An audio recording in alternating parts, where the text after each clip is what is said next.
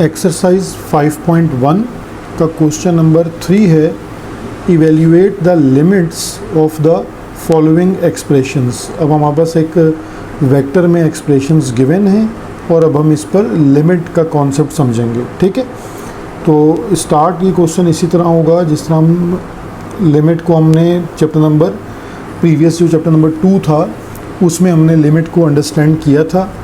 अब देखिए यहाँ लिमिट, जब आप वेक्टर के फंक्शन में लिमिट को पुट करते हैं तो उसको रिप्रेजेंट करते हैं एल से। ठीक है, तो यानी यहाँ पर ये वेक्टर एल होगा जिससे आप इसको रिप्रेजेंट करेंगे, और लिमिट को आप, क्योंकि ये एक लीनियर ऑपरेटर है तो लीनियर ऑपरेटर की वजह से आप इसको स्प्लिट कर सकते हैं, यानी limit t equal to 1 3ti।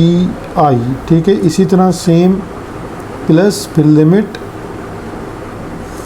और t equal to 1 e raise to power 2t और यूनिट वेक्टर है j, plus limit t approaches to 1। अच्छा, ये t अप्रोचेस टू 1 का सिंबल है, मैंने इक्वल का सिंबल यूज़ कर दिया है, तो इसको आप करेक्ट कर लें दोबारा से कि t approaches to 1, t approaches to 1 और t अप्रोचेस टू 1 और साइन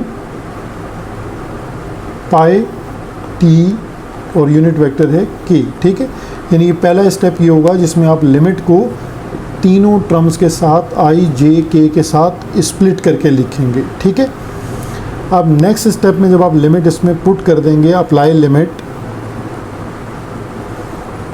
हम यहाँ लिमिट को अप्लाई करते हैं, यानी लिमिट को पुट करते हैं अपने गिवन वेक्टर में।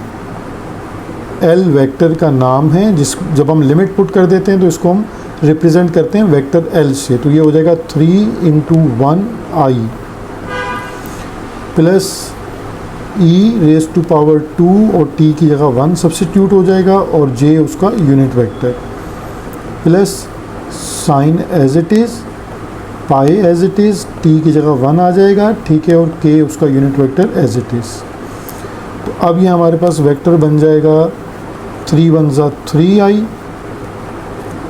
Plus e square j unit vector and plus sine pi k। अब आप इसको यहाँ तक भी आंसर कर सकते हैं, लेकिन क्योंकि साइन पाई जो है वो साइन 180 और साइन 180 होता है 0। ठीक है, यानी साइन पाई जो है वो आप उसको कैसे अंडरस्टैंड करेंगे कि क्योंकि ये 180 है और साइन 180 की वैल्यू होती है 0, तो आप इसको 0 सब्स्टिट्यूट भी कर सकते हैं। तो एल वेक्टर आपके पास आ जाएगा 3i plus E square j plus 0k। ठीक है, ये आपके पास इसका एप्रोप्रिएट आंसर हो। क्वेश्चन नंबर 3 पार्ट बी है और लिमिट में आपके पास एक कॉम्प्लिकेटेड वेक्टर गिवन है। अगर इसको हम थोड़ा सा सिंप्लीफाई कर लें पहले तो फिर लिमिट अप्लाई करना हमारे लिए आसान हो जाएगा। अब हम इसको कैसे अंडरस्टैंड कर सकते हैं, पहले हम आई वाले कंपोनेंट को सॉल्व कर लेते हैं। ठीक है, यानी हमारे पास जो ये i का कंपोनेंट है या कोफिशिएंट है t³ -1 डिवाइडेड बाई t -1। अब देखें यहाँ पर आपके पास इसको हम ऐसे लिख सकते हैं t³ -1 होल क्यूब, ताकि आपको यहाँ पर क्यूब का फार्मूला अप्लाई करना अंडरस्टैंड हो जाएगा कैसे करना है। a माइनस बी, यानी ये फार्मूला पहले मैं आपके लिए लिख देता हूँ कि इसका फार्मूला, क्यूब का फार्मूला हमारे पास क्या है, a³ minus b³ equal to a minus b a square plus ab plus b square. ठीक है, ये फार्मूला आप अप्लाई कर दीजिए, यानी t -1 t square minus t 1 ज़ा t और प्लस 1 का स्क्वायर 1। ठीक है, ये फार्मूला अप्लाई कर दें, डिनोमिनेटर में t -1 एज इट इज़ है। अब t -1 और t -1 कैंसिल, तो इट मीन्स कि हम इसकी जगह पर जो इसकी सिंप्लीफाई वैल्यू है t square minus t plus 1, ये सब्स्टिट्यूट कर सकते हैं। सिमिलरली अब हम अपनी दूसरी टर्म को फैक्टराइज करते हैं, t स्क्वायर यानी जो j कंपोनेंट है t प्लस 2 और ये t square plus t minus 2। अब इसको मिडल टर्म ब्रेकिंग से सॉल्व करते हैं, यानी t square minus 2t minus t plus 2। By middle term breaking हम इसको सिंप्लीफाई कर रहे हैं। T square plus 2t minus t minus 2, ये हमने इसके फैक्टर बना लिए। अब ये इसमें से कॉमन ले लें तो टी माइनस 2, ठीक है, और यहाँ से -1 कॉमन ले लें तो t minus 2 divided bye again t common ले लें तो t प्लस 2 और -1 कॉमन ले लें तो t प्लस 2। तो इसके हमारे पास जो फैक्टर्स आ जाएंगे वो आ जाएंगे t minus 2 and t minus 1, और फिर उसके बाद t प्लस 2 और t माइनस 1। देखें यहाँ पर भी ये एक जो फैक्टर है वो कैंसिल हो रहा है, तो हमारे पास ये सिंप्लीफाइड फॉर्म इसकी आ जाएगी t माइनस 2 और t प्लस 2। तो दोनों को जो मतलब जो i कंपोनेंट था हमने उसको भी सिंप्लीफाई कर लिया, j कंपोनेंट को भी सिंप्लीफाई कर लिया, और k कंपोनेंट में कोई सिंप्लीफिकेशन नहीं है। तो अब इनको हम पहले सब्स्टिट्यूट करते हैं कि हमारे पास वेक्टर क्या बनेगा, ठीक है। तो नाउ अब हम पहले अपना वेक्टर लिखते हैं, उसके बाद इनमें ये वैल्यूज़ पुट कर देते हैं, ठीक है। यानी जो हमारे पास गिवन था वो लिमिट थी, लिमिट t अप्रोचेस टू 1, और i वाले कंपोनेंट की जो हमारे पास सिंप्लीफिकेशन थी वो है t square minus t plus 1 i, फिर है प्लस, और j वाले कंपोनेंट की सिंप्लीफिकेशन है t माइनस 2 और t प्लस 2, ठीक है। ये सिंप्लीफिकेशन है और j कंपोनेंट इसका एज इट इज़, फिर प्लस और ये t square plus 1 e raise to power t minus 1 और k unit vector as it is. अब इसको हम सिंप्लीफाई करते हैं। पहले लिमिट को हम सेपरेट कर देंगे, l से रिप्रेजेंट करेंगे, तीनों के साथ आप लिमिट का ऑपरेटर जो है वो एज इट इज़ अलग अलग यूज़ कर दीजिए, ठीक है, स्प्लिट कर दीजिए। T square minus t plus 1 i, again limit t approaches to 1 t minus 2 divided by t plus 2 और j component as it is, फिर plus limit t approaches to 1 t square plus 1 e raise to power t minus 1 और k component as it is, ठीक है। अब आप इसमें limit को apply कर दीजिए कि अप्लाई लिमिट, और t की वैल्यू को जो गिवन लिमिट है वो सब्स्टिट्यूट कर दें, l vector as it is. अब यहाँ पर आपके पास 1 का स्क्वायर माइनस 1 प्लस 1 और i component as it is, plus 1 minus 2 1 plus 2 और j component as it is, plus 1 square plus 1 as it is, e raise to power 1 minus 1 और k component as it is, ठीक है। अब इसकी simplification देख लेते हैं, प्लस 1 एंड माइनस 1 कैंसिल, तो यहाँ l वेक्टर हमारे पास बन रहा है 1 का स्क्वायर 1 हो जाएगा, तो यानी i जस्ट यहाँ पे हमारे पास जस्ट i रह जाएगा, और यहाँ हम j कंपोनेंट को सॉल्व करते हैं तो यहाँ माइनस 1 अपॉन 3 और ये j component as it is. 1 का स्क्वायर 1 प्लस 1 हो जाएगा 2 और यहाँ हो जाएगा e की पावर 0, और तो ये याद रखिए कि e की पावर 0 जो है वो 1 के इक्वल होता है, ठीक है। तो अब फाइनली हमारा जो आंसर है वो आ जाएगा l vector equal to i plus minus minus 1 upon 3 j प्लस 2k, ठीक है। ये हमने इसको सिंप्लीफाई कर लिया। क्वेश्चन नंबर 3 पार्ट सी है, और अगेन हमारे पास एक वेक्टर है, ठीक है, वेक्टर फंक्शन गिवन है और लिमिट इसकी है t अप्रोचेस टू 0। तो हम इसको स्टार्ट करते हैं सॉल्व करना। l वेक्टर इक्वल टू, आप लिमिट को तीनों टर्म्स के साथ i j k के साथ इसको आप अलग अलग कर लीजिए। ठीक है, साइन टी ओवर टी, और ये हो गया आई वेक्टर, ठीक है, plus limit t approaches to 0 1 minus cos t divided by t और j component as it is, plus limit t approaches to 0 exponential 1 minus t और k unit vector as it is. अब अगर आप देखें तो ये जो आपके पास जे कंपोनेंट है, अगर इस पे आप लिमिट अप्लाई करते हैं 0 तो ये अनडिफाइन हो जाता है, तो इट मीन्स कि इसको रैशनलाइज करना है आपको, उसके बाद आप लिमिट अप्लाई करेंगे, ठीक है। तो पहला जो फंक्शन है, अगर हम इसको इस चीज़ को हम फर्दर सॉल्व कर लेते हैं इस तरह कि 1 minus cos t divided by T को हम रैशनलाइज कर लेते हैं यहीं पर अलग से कि 1 minus cos t divided by T and multiply by 1 plus cos T and divided by 1 minus cos t, ठीक है। अब यहाँ आपके पास अलजेब्रिक फार्मूला अप्लाई हो जाएगा, a minus b into a by a plus b, तो ये हो जाएगा a square minus b square divided by t into 1 minus cos t, ठीक है।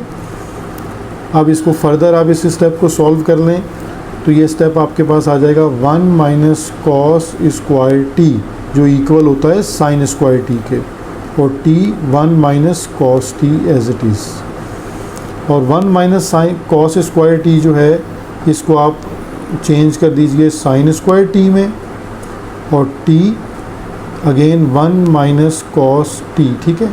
अब इसको आपने लिखना किस तरह है, ये आप sine t multiply by sine t, यानी साइन स्क्वायर टी को आपने स्प्लिट किया 2 साइन में, और एक के नीचे ये डिवाइड बाय टी कर दीजिए और एक के नीचे 1 माइनस कॉस टी कर दें। इसकी वजह ये है कि जो साइन टी ओवर टी है, यहाँ हम सैंडविच थ्योरम अप्लाई करेंगे तो ये इक्वल हो जाएगा 1 के।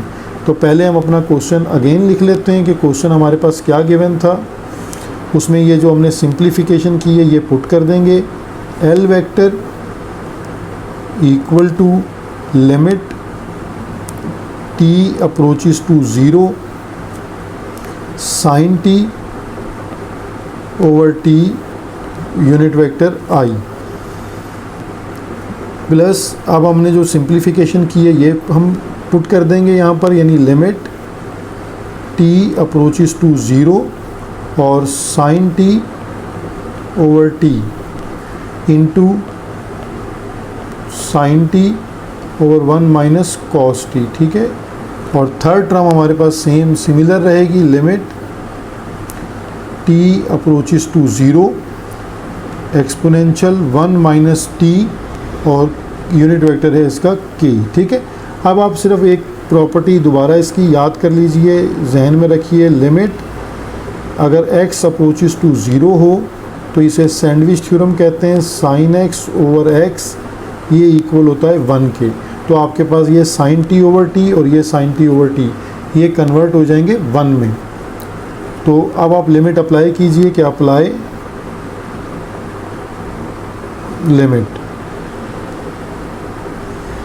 जब हम लिमिट अप्लाई करेंगे तो जैसा मैंने बताया कि आपको ये L vector as it is ये आपके पास 1 हो जाएगा और साथ यूनिट वेक्टर है आई, फिर आपके पास 1 आ जाएगा और नेक्स्ट फंक्शन में लिमिट पुट हो जाएगी, साइन यहाँ एक जे फंक्शन था मिसिंग वो रख लें, sine 0 divided by 1 minus cos 0, और ये फंक्शन है जे का फंक्शन, ठीक है।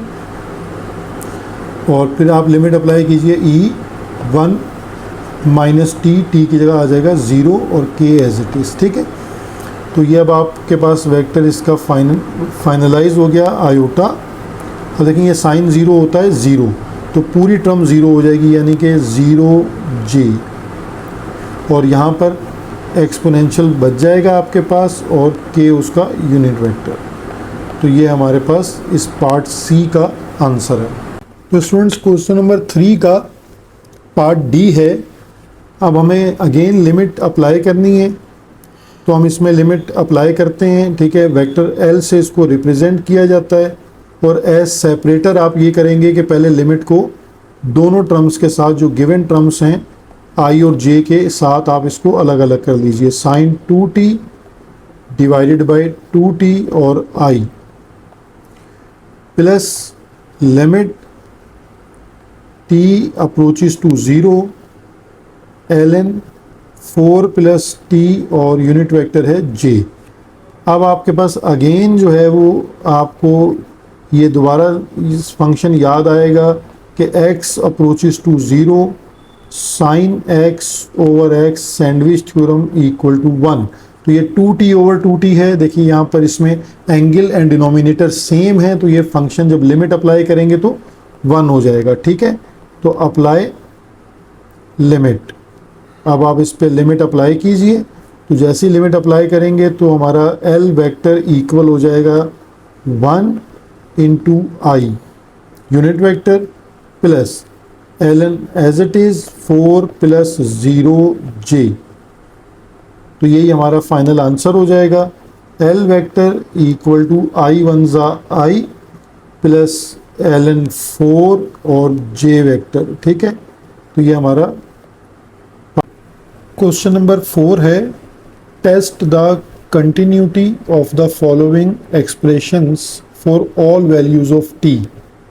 पार्ट ए है, हमें एक वेक्टर f गिवन है t i plus 3j minus 1 minus t into k component. ठीक है, तो इसकी कंटिन्यूटी को देखें। अगर आप इस वेक्टर को और से देखें तो इसमें जब आप t की कोई भी वैल्यू सब्स्टिट्यूट करते हैं तो ये अनडिफाइंड नहीं होगा। ठीक है, आप t यहाँ कुछ पुट कर लें या 1 माइनस टी में पुट कर लें तो ये t की तमाम वैल्यूज़ के लिए डिफाइन है। तो it means since domain of f is the set of all real numbers, यानी आप तमाम नंबर्स पुट कर सकते हैं। सो f of t is also continuous for all values of t। ये इसका आंसर है। यानी कंटिन्यूटी का मतलब ये है कि फंक्शन जो है कहीं अनडिफाइंड ना हो, या वो जिसको कहते हैं कि उसमें जब उसका ग्राफ बनाएं तो उसमें कोई गैप या ब्रोकन ना हो रहा हो, यानी कंटिन्यू ग्राफ हो। आप जब t की कोई एक वैल्यू पुट करेंगे 1 तो f का कोई एक आंसर आ जाएगा, t की वैल्यू 2 पुट करेंगे तो f का कोई आंसर आएगा। तो हर डोमेन पर आपको कोई ना कोई रेंज मिलेगी जिससे कंटिन्यू ग्राफ डिज़ाइन होता है। ठीक है, तो अगर आपके पास, यानी इसको आप ग्राफ वाइज देखें तो ग्राफ में बिल्कुल इस तरह, अगर इस फंक्शन का हम ग्राफ बना रहे हो, मैं एक रफ ग्राफ से आपको बता रहा हूँ कि ग्राफ जो है वो इस तरह कोई उसमें कंटिन्यूटी होती है, हर वैल्यू पर आपके पास ग्राफ बन रहा होता है, कहीं से ब्रेक या ब्रोकन या गैप नहीं होता। ये कंटिन्यूटी का मतलब है। ठीक है, इसी तरह इसका नेक्स्ट पार्ट है बी, जिसमें अब आपके पास देखें इस फंक्शन को अगर आप और से देखें टी इनवर्स, तो टी इनवर्स बेसिकली कैसे लिखा जाता है 1/t। तो ये जो कोफिशिएंट ऑफ k है इसमें आप 0 नहीं पुट कर सकते। ठीक है, t इक्वल टू 0 पे ये अनडिफाइन हो जाएगा। इसका मतलब है ये कंटिन्यू है ऑल रियल नंबर्स पर, t की तमाम वैल्यूज पे एक्सेप्ट देन 0। तो हम इसको कैसे लिखेंगे कि as 1/t coefficient of k component is not defined at t equal to 0, hence g of t is continuous on all values of t, और t बिलोंग करता है रियल नंबर से। सिर्फ t इक्वल टू 0 आप put नहीं कर सकते। ठीक है, अब हम इसके नेक्स्ट पार्ट c की तरफ मूव करते हैं। Part c, f of t equal to exponential t और ब्रैकेट है t i plus t inverse j plus 3k। अब यहाँ पर भी देखेंगे टी इनवर्स आ रहा है आपके पास। सिमिलर कंडीशन है कि ऑल रियल नंबर्स के ऊपर ये कंटिन्यूस होगा एक्सेप्ट देन 0। ठीक है, इसमें आपको कोई और चेंज नहीं करना, सिमिलर कंडीशन है। सिर्फ टी इनवर्स में आप 1/t में t को 0 पुट नहीं कर सकते।